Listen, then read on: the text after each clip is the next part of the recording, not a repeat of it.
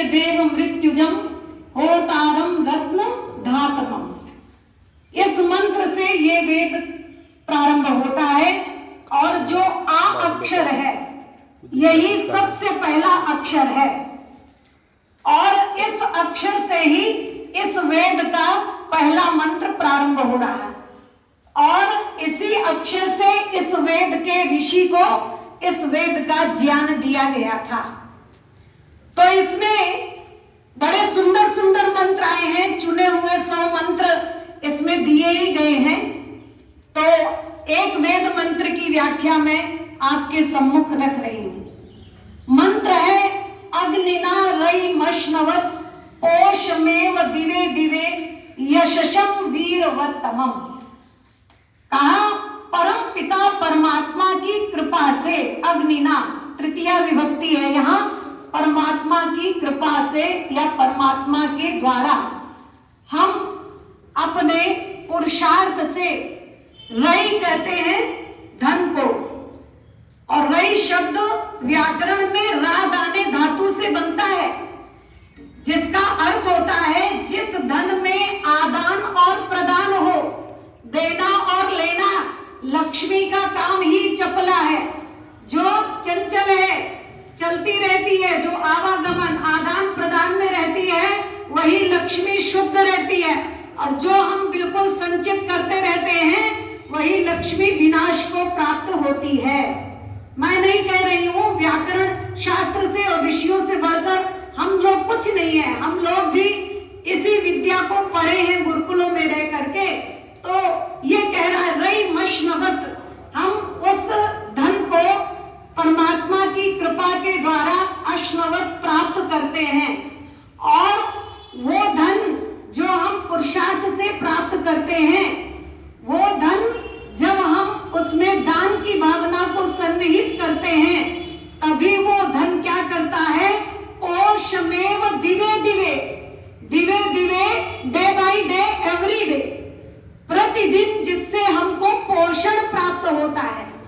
जिस धन में जो प्रदानात्मक धन होता है उसी धन में ही हमारा पोषण होता है और जो धन हम पुरुषार्थ से प्राप्त नहीं करते उस धन से हमारा पोषण नहीं हो सकता। और ऐसा ही धन क्या करता है, पोषण तो प्रदान करता ही करता है, साथ ही साथ यशशम, यश को भी प्रदान कराता है, यश सुरभि को विकीर्ण कराता है। दान दिया था ना भामाशाह ने, आज पूरे इतिहास में उनका नाम प्रसिद्ध है। तो जहां पर हमें ऐसी स्थिति दिखाई दे कि यहाँ पर हमारे दान से किसी का उपकार हो सकता है, किसी का बिगड़ता काम बन सकता है, वहां पर आप धन की कृपणता मत करिए। वेद में कृपणता को भी पाप माना गया है ना, कंजूस वृत्ति को वेद में पाप माना गया है। तो कहा कि वो जो कृपणता वाला धन है कि हम जरूरत पड़ने पर भी नहीं निकालते, ऐसा धन यश को कभी नहीं प्राप्त हो सकता। अच्छा, दो कंजूस थे, कुछ लोग तो देना ही नहीं चाहते और कुछ लोग जो दे रहे होते हैं उनको देख के भी बहुत लोगों को पीड़ा हो जाती है। कहते हैं कि दो कंजूस एक जगह मिल गए, एक कंजूस तो थोड़ा शांत बैठा था, दूसरे कंजूस का कुछ मुंह उतरा हुआ था। तो दोनों दोस्त थे, उसने उसका मुंह देखा तो उसने सोचा आज इसका मुंह कैसे उतरा हुआ है। उसने कहा या तो इसकी गांठ से कहीं से गिर गया है और या तो इसने अपना कुछ खो दिया है, कहीं कुछ दे दिया या तो इसका कुछ गिर गया है, तभी आज इसका मुख उतरा हुआ है, मलिन है। तो सूमी पूछे सूम से काहे मुख मलिन, या गांठी से गिर गया या काहू के को दिन। तो वो दूसरा जो जिसका मुंह उतरा हुआ था उसने अपने दूसरे कंजूस मित्र से कहा ना गांठी से गिर गया और ना काहू को दिन, देते देखा और को या से मुख मलिन। तो ये भी कंजूसों की वृत्ति होती है।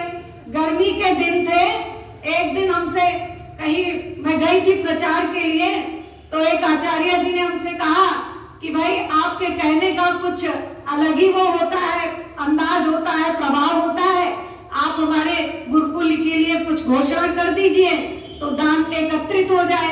तो हमने कहा ठीक है, तो हमने दान की घोषणा की, लाइन लग गई, लोग देने लगे। अब एक कंजूस उसमें बहुत देर तक एक 50 का नोट लिए मुट्ठी में बांधे बैठा और सोच रहा है दूं कि ना दूं, दूं कि ना दूं, दूं कि ना दूं। बड़ी हिम्मत करके स्टेज तक आया तो मुट्ठी खोली, नोट इतनी देर में गर्मी से पसीज गया था, तो नोट को देख के कह रहा है तुम रो नहीं, हम किसी को नहीं देंगे, और फटाक से जेब में डाल दिया। तो कहा ऐसे जो कृपण लोग हैं वो कभी यश को प्राप्त नहीं कर सकते। और वेद क्या कह रहा है, ऐसा धन कमाओ जिससे तुम्हारा पोषण हो और साथ ही साथ वो धन यश को भी प्रदान कराने वाला हो और वीरवत्तमम, वीरता को भी प्रदान कराने वाला हो, है ना। आपने देखा होगा जो निर्धन जातियां होती हैं वो कई बार जो बहुत धनाढ्य जातियां होती हैं और उन पर वो आक्रमण करती हैं और विजय प्राप्त कर लेती हैं। तो वो किस लिए, पुरुषार्थ की वजह से। तो पुरुषार्थ ही इस दुनिया में सब कामना पूरी करता है। मन चाहा फल उसने पाया, जो आलसी बन के पड़ा न रहा। तो इसलिए कहा वो वीरता को भी प्रदान कराने वाला होना चाहिए, वो धन इस तरह का होना चाहिए। तो वेद कहता है शत हस्त समाहर सहस्त्र हस्त संकिरा। अगर आप 100 हाथों से कमाने की क्षमता रखते हो तो 1000 हाथों से देने की भी भावना रखो। बीज एक बोता है किसान जमीन में, एक वृक्ष तैयार होता है और उससे असंख्य फल हमको प्राप्त होते हैं।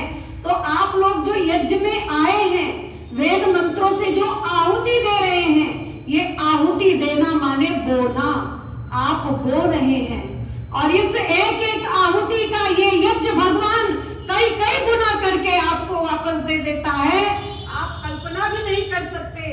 ये यज्ञ भगवान वो कामधेनु है, इसके द्वारा हम जितने भी, चाहे वो हम धन प्राप्ति का यज्ञ करें, संतान प्राप्ति का यज्ञ करें और वृष्टि को प्राप्त करने का करें, किसी भी तरह का यज्ञ करें, यज्ञ तो कामधेनु है। जिस जिस कामना से यज्ञ भगवान को हम अपनी आहुतियां अर्पित करते जाते हैं, वो कामना यज्ञ भगवान हमारी पूरी करता रहता है। इसलिए अभी हम लोग गाएंगे यज्ञ भगवान की आरती में, कामनाएं पूर्ण होवे यज्ञ से नर नार की। तो इसलिए हम लोग अग्निना माने उस अग्नि स्वरूप परम पिता परमात्मा की कृपा से और अपने पुरुषार्थ के द्वारा रई को प्राप्त करें और ऐसा वो रई हो जो रागाने धातु से बनता है, जिसमें आदान और प्रदान की प्रवृत्ति समाहित हो और वो 3 चीजें हमको प्रदान कराने वाला हो। पोषमेव दिवे दिवे, पोषण करने वाला हो, यशशम यश को प्रदान कराने वाला हो, वीरवत्तमम वीरता को देने वाला हो। ऐसा धन हमको प्राप्त करना चाहिए। का करिए धन जोड़कर इस जीवन के काज हैं, और क्या करें राजकाज सब चोर छोड़ गए बड़े बड़े महाराज। पूत कपूत तो का धन संचय, पूत सपूत तो का धन संचय। अगर कपूत निकल गया तो आपका जोड़ा हुआ संभालेगा कब तक, और सपूत है तो उसको टोटा ही नहीं है। इसलिए धन जोड़ जोड़ कर रखने से 100 चिंताएं लग जाती हैं। धन को शुभ अर्थ लगाने से खुशियों की दौलत मिलती है। परमेश्वर के गुण गाने से खुशियों की दौलत मिलती है। तो खुशियों की दौलत चाहते हैं तो अपने धन को अच्छे कार्यों में लगाइए।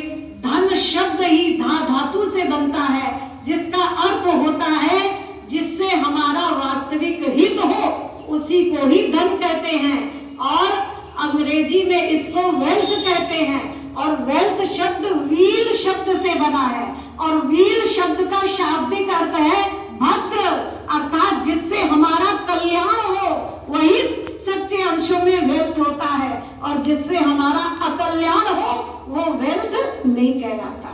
इसलिए धन को आप शुभ कार्यों में लगाते रहिए। गिलहरी भी रेत ला ला करके राम का सहयोग करती है ना। तो हम भी बूंद बूंद से अपने समाज को आगे बढ़ाएं। घर घर यज्ञ, हर घर यज्ञ का आप अभियान चलाएं। जिला सभा ने ये अभियान प्रारंभ कर दिया है और उसी मुद्दे में 2-4 अभी मलियाबाद के आसपास के गांवों में मैं संपर्क भी करके आई हूँ और वो सारे के सारे गांव तैयार हैं कि हाँ, इस तरह की सनातन यज्ञ की संस्कृति, यज्ञ की परंपरा हमारे गांव की ओर आए। ऋषि दयानंद ने नारा दिया था, वेदों की ओर लौटो, और हम भी कह रहे हैं बैक टू विलेजेस, गांव की ओर लौटो, बैक टू यज्ञ की ओर लौटो। जब इस तरफ आप लौटेंगे तभी हमारी वैदिक संस्कृति, ये सनातन संस्कृति सुरक्षित रहेगी, बच सकेगी और तभी हमारा कल्याण होगा। इन्हीं शब्दों के साथ मैं इतनी ही व्याख्या आपके सम्मुख आज के लिए उपस्थित कर रही हूँ। आगे के मंत्र थोड़े से और हैं। ओम स्वाहा तक बोला जाएगा और पूर्णाहुति आखिरी दिन ही होगी। तो अभी सामान्य पूर्णाहुति करेंगे और ये जब वेद का शतकम पूरा होगा तभी कंप्लीटली पूर्णाहुति होगी। आइए अब घृत की आहुतियां देंगे। ओम अग्नये स्वाहा, इदम अग्नये इदम नमः। ओम सोमाय स्वाहा, इदम सोमाय इदम नमः। ओम प्रजापतये स्वाहा, इदम प्रजापतये इदम नमः। ओम इंद्राय स्वाहा, इदम इंद्राय इदम नमः। ओम भूरग्नये स्वाहा, इदम अग्नये इदम नमः। ओम भूर्वायवे स्वाहा, इदम वायवे इदम नमः। ओम स्वरादित्याय स्वाहा, इदमादित्याय इदम नमः। ओम भूर्भुवः स्वरग्निवायवादितेभ्यः स्वाहा, इदमग्निवायवादितेभ्यः इदम नमः।